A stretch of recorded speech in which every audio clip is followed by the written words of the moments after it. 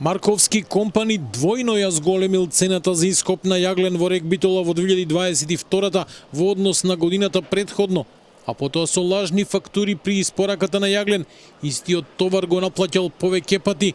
Обвини денеска ВМРО ДПМН, откако минатата недела финансиската полиција го уапси собственикот на фирмата Борче Марковски и уште неколкумина поранешни функционери во рек Битола, осомничени за злоупотреби и измами со тендери во комбинатот. Од владеачката партија тврдат дека во изрекувањето куќен притвор се видела спрегата меѓу опозицијата и судиите, а причина бил стравот од тоа Марковски да проговори за криминалот во комбинатот. На 22 ноември 2022 година е склучен договор со Марковски компани во вредност од 20 милиони евра. Само една година претходно, на 24 јуни 2021 година, за истата услуга се платени 13 милиони евра. Разликата е 7 милиони евра народни пари.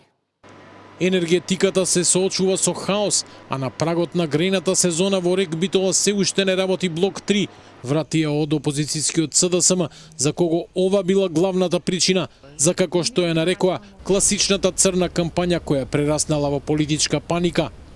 Оно што го говори ВМРО ДПМН е целосна невистина без било каква основа. Ниту пари од тендери завршиле во фирми за кои зборуваат, ниту пак на било кој начин е поврзан председателот Филипче.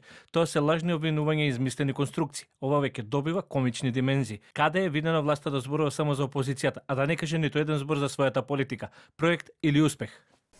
Минатата недела финансиската полиција го уапси Борче Марковски, собственик на Марковски компани, фирма која во изминатите години добиваше повеќе тендери во рек Битола за ископ и транспорт на јаглен.